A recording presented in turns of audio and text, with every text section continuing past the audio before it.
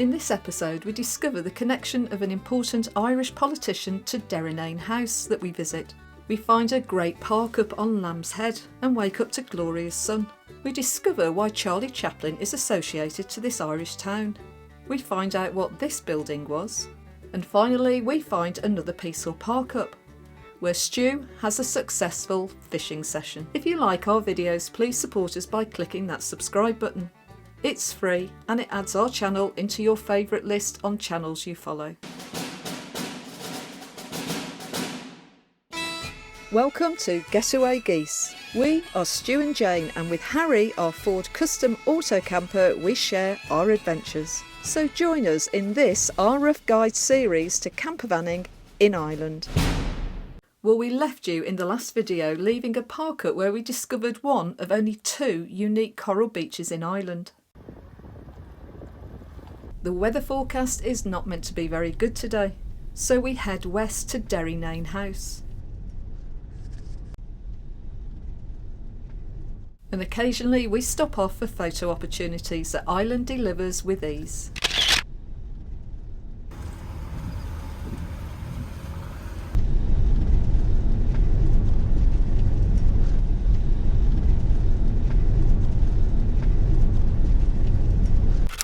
And eventually we pull into Derrynane Beach car park. We were just about to go across to the Abbey, and there's that fine rain, that fine rain that gets you wet through just came down. That sort of rain. And so we have some lunch after some running repairs on a broken spring on the kitchen extension. All right, Rosie. With a break in the weather, Stu wants to take a look around the Abbey in the distance. I've no doubt that on a sunny day this would be a really popular spot, as the sand is great to walk and lie on. We thought that putting this beach's rubbish in the shape of a whale was a great idea to encourage people to keep the bay clean. I sent Stu out. I'm tidying up, but he's gone to get some pictures of the Abbey, I think he said it was. So that way we can get on the road. This is why things take us so long. So we would have lunch and then we'd tidy up and then we'd go to the Abbey. And then by the time we've done that, it's a couple of hours.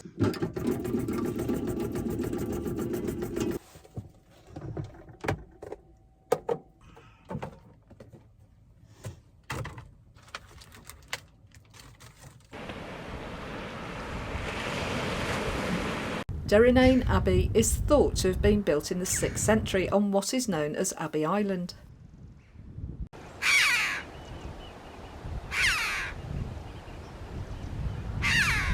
The island is accessible at low tide, so Stu should be okay today. Mary O'Connell is buried here, and Mary was the wife of Daniel O'Connell, who was a renowned politician, who we'll learn about later at Derrynane house. And we believe, although we could be wrong, that her grave is the one in the corner. Well, I can't see him yet, so I've got 5 minutes on my own before he gets back. I'm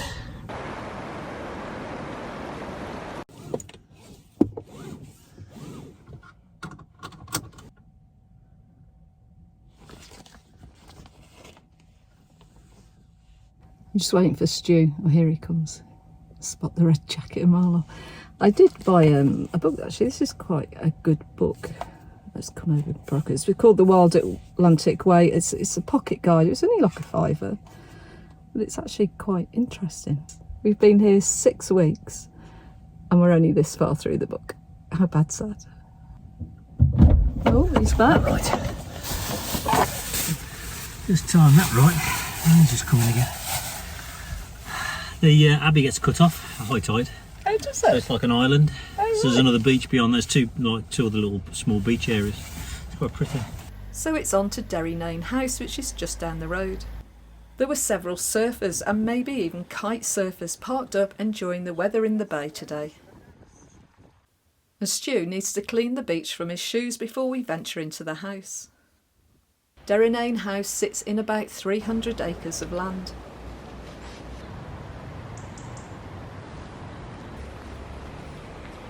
We wandered around the rooms, soaking up the history, and learning about its most famous owner. Derenane is the ancestral home of Daniel O'Connell, who was born in 1775.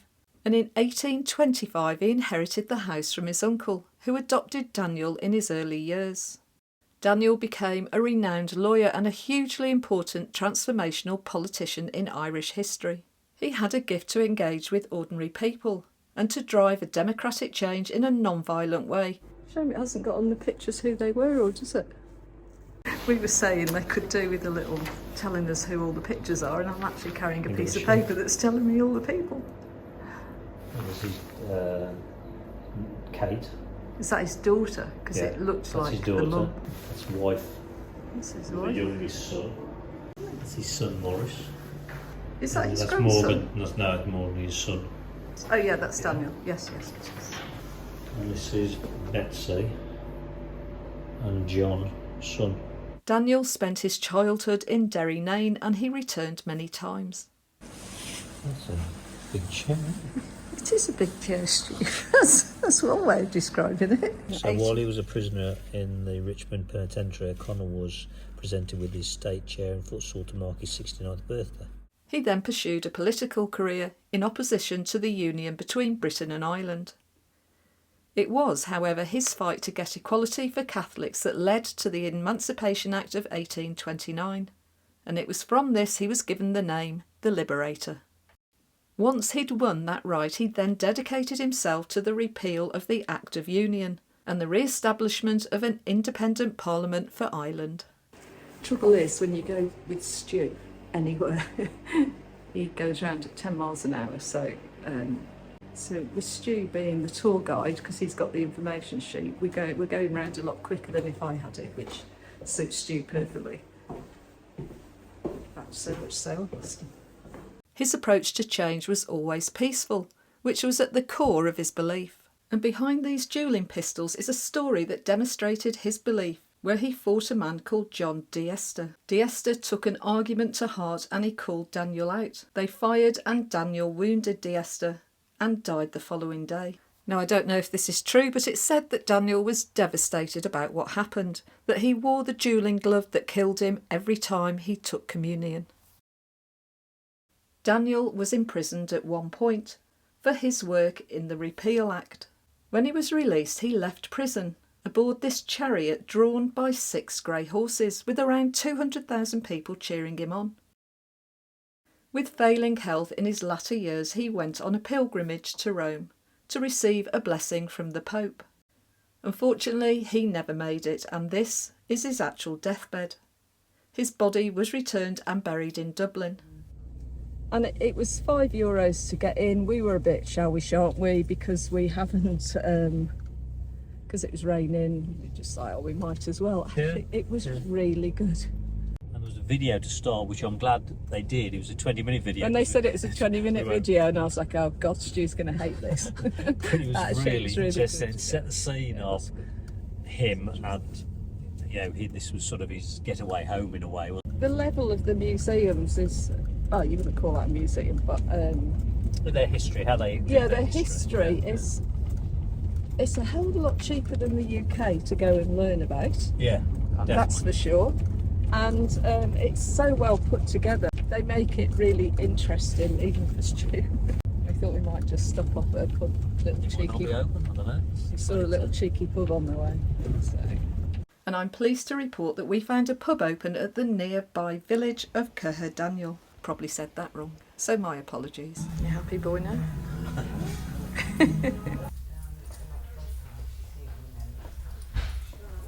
We feel a lot better because we were just saying to the barman how long it's taken us to get this far, and he came up with a classic. It's taken me all my life to get to Galway. So we're feeling a lot better at the speed we're going round Ireland. Yeah, it's good. I'm going to find a park up now. And we're now heading for a park for night spot on the headland of Lamb's Head, which is just a short 4-mile drive. As we track across the headland, you can see on the opposite side of the estuary the beaches around Derenane House, and the Abbey is situated over the far side of the bay.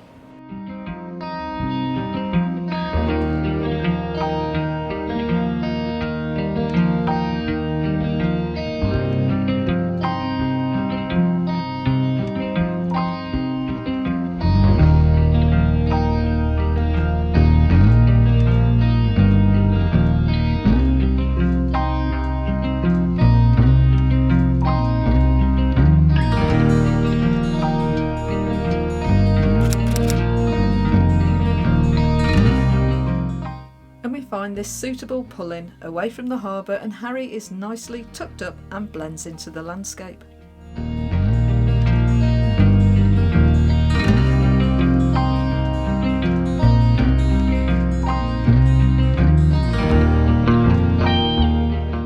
We have a quick walk around the harbour and it looks like the tide is in and it's time for tea.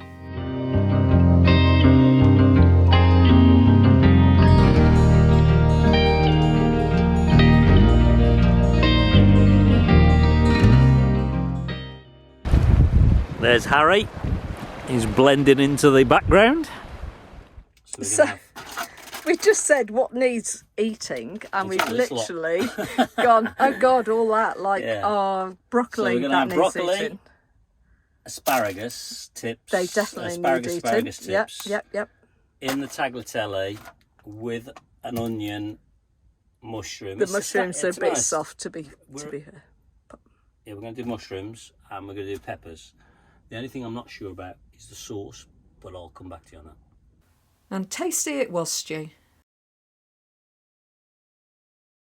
So we've woken up to that this morning.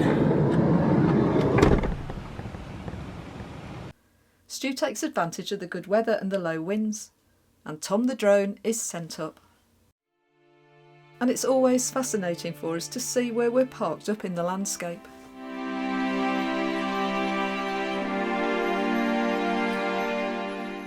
We think that the larger islands that are the furthest away are called Scariff and Deenish. Although it may look like one land mass, there is in fact water between them. And with the sun starting to peek over the hill, it feels like it's going to be a great day.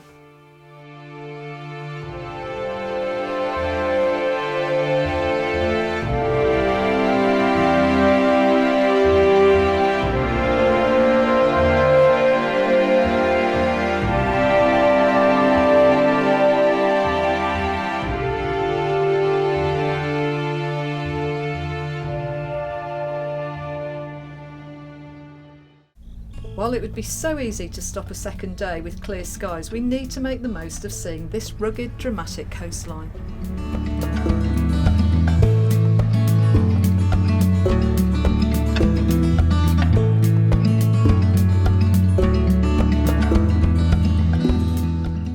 So we head west with a very loose plan of getting to the Ballinskelligs area for the night at a recommended stopover. We had a bit of a dilemma today. We didn't know, really struggling with the rubbish, and we've now got a bin bag, quite a large bin bag now of rubbish. And so we were going to drive to a recycling centre, but it's 55 minutes there and then it's 55 minutes back, so it's like 2 hours just to drop off a bag of rubbish. So we've decided that we're just going to hold on to it for another 2 days, so God knows what state us and the van will be when we get that bag of rubbish to its site. You can't help but be impressed by this boat-shaped house. It was built in the 1950s and I think it's still in the same family. And first of all, it was going to be a roundhouse, but somehow it turned into this.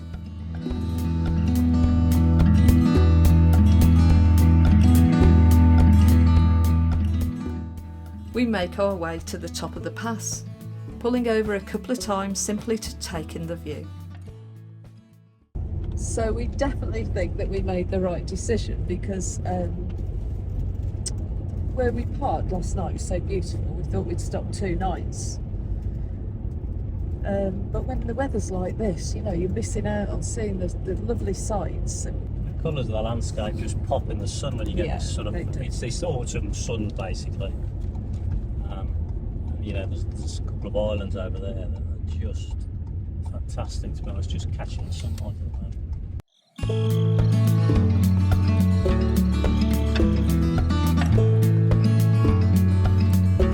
The autumn sun is causing a haze in the distance.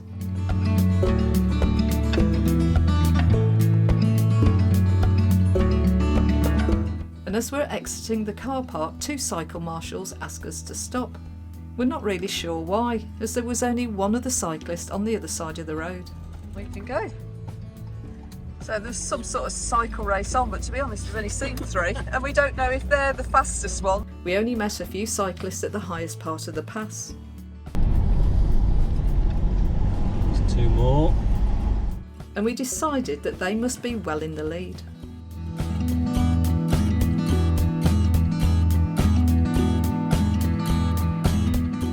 And it looks like the main body of the cyclists have the mountain yet to climb, so it's good luck with that. We briefly stop off at Waterville to get rid of recycling and stock up on food. But yet again, there's nowhere to put the rubbish. We noticed a couple of statues, one of them being Charlie Chaplain, so there's obviously a connection there somewhere and we need to find out.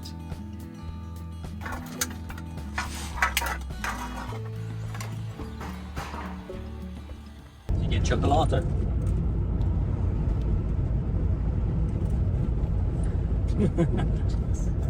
Yes, I got chocolate. I got Stu an IPA, a pastry, and a family bar of chocolate. Charlie Chaplin's relationship. Your destination is ahead on the right. She always pops in at the wrong time. Charlie Chaplin's relationship with Waterville is. We've got bells ringing.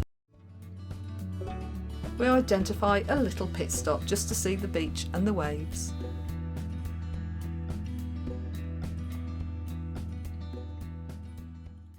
Charlie Chaplin's connection was that he and his family used to visit here for holidays a lot. Oh. So he must have come here enough for them to make something of it. yeah, I don't think he just like popped in once. This is Ballinskelligs Bay.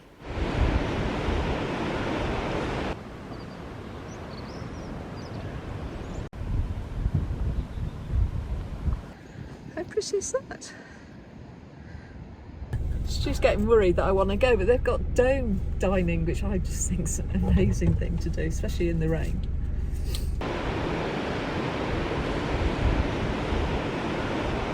We stopped.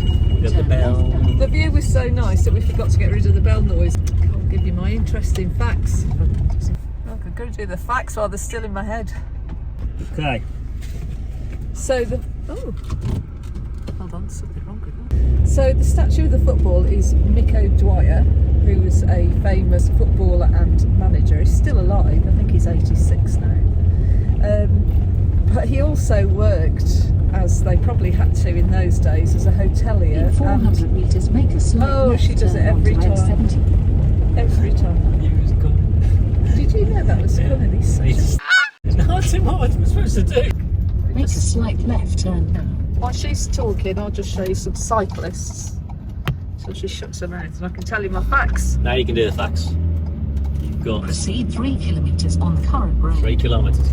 So I've got I've got 3 kilometres. I can tell you the fact about footballer statue before the sat nav opens her mouth again. His name's Mick O'Dwyer. I think he's still alive. He's 86 today, and he was born in Waterville, and he was a famous footballer and manager. And he was also, which they probably had to do in those days because they wouldn't have been well paid, he was a hotelier and he ran an undertaker business. So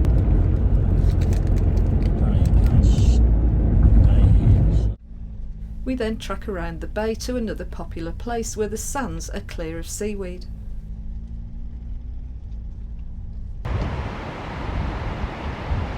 Jane's having a go at how I parked Harry. I don't see what the problem with that is. He literally just looks like he stopped it and got out. Well, I suppose he does look a bit abandoned. And apparently it's really popular as a beach in summer, and you can see why.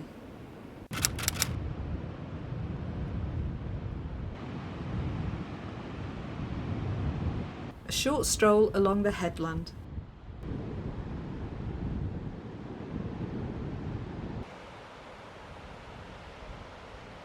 And we see what we thought was a disused factory.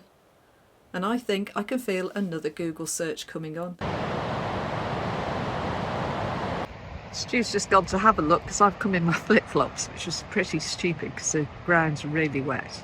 The place that looked like we thought maybe it was an old factory or something turned out to be the Reen Row Hotel. Very popular with the locals back in the 70s and the 80s. And then it closed in the 90s, so it's been empty for like 30 years. It's some great pictures of it online.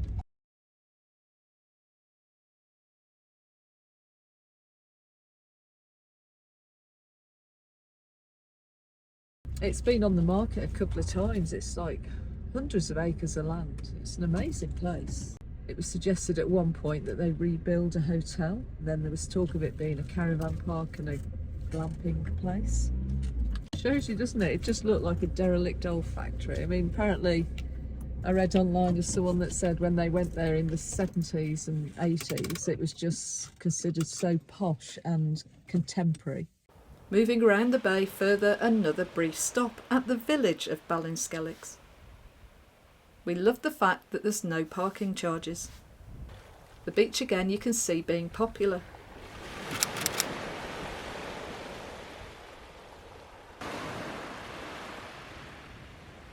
And is overlooked by the 16th century castle and was built to protect the bay from pirates and maybe to charge a tariff for ships entering.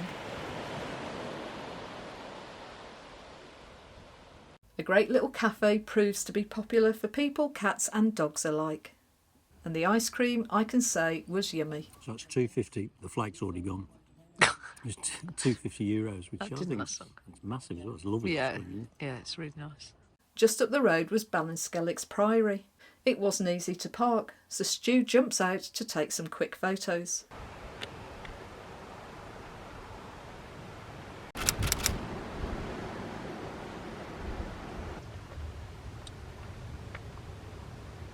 The site is undergoing large renovation works at the moment.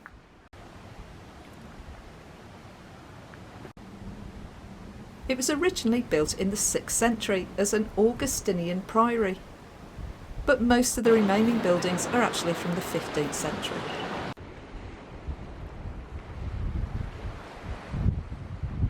We've had to reverse it all the way back. Yeah, the Abbey car park's shut where they're, looks like they're renovating the Abbey. And for the final leg today, we go to the far end of the bay where there's a car park next to a working pier.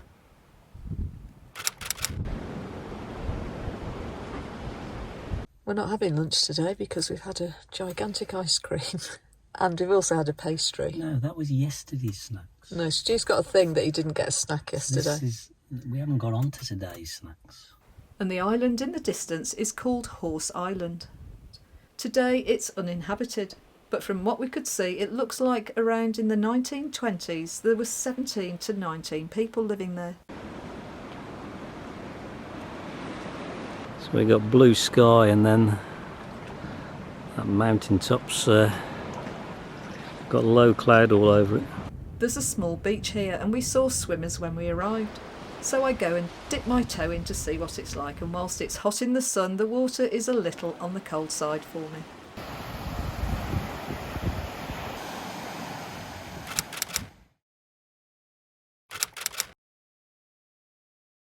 These look like they could have been estate workers' cottages, but to be honest, we never found out what they actually were. They've just shook hands, they haven't met before. That dog's back. You're determined. We'll go right nosy Parker doing you in a van because you got a frosted glass, not frosted glass, because you got what is it called? Privacy glass. You just think you can be like the CSI detectives in the van outside the building. So Stu's trying to work out. There's people over there who've been waiting for a third person. Stu's coming up with all sorts of scenarios of what they're doing. And happy to report nothing other than a trip out to Horse Island. Oh, he's caught two. You caught two. Oh, look at his little face.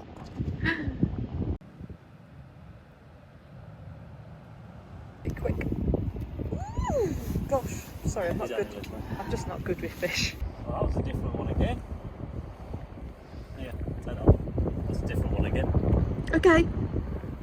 Just can't help but see a little face, can you? He looks happy. Bit calmer. About 6, they're about that big. There was 2 species, I think one was pollock and the other one might be whiting, but I don't really know, to be honest. So tonight we've done a packet rice. It's the royal we, although I was head of chopping everything up. We've done some mushrooms that were a bit, we couldn't decide on the turn a bit, so if there's no more videos after this one, you'll know. Do you know what I've bought for tomorrow's tea? Yeah, turkey something. Turkey sausages. Stu's going to hate them, but you might not. They're better for you. Well, we'll leave it here as we relax into the evening, and we'll see you in the next video as we continue around the Ring of Kerry Peninsula.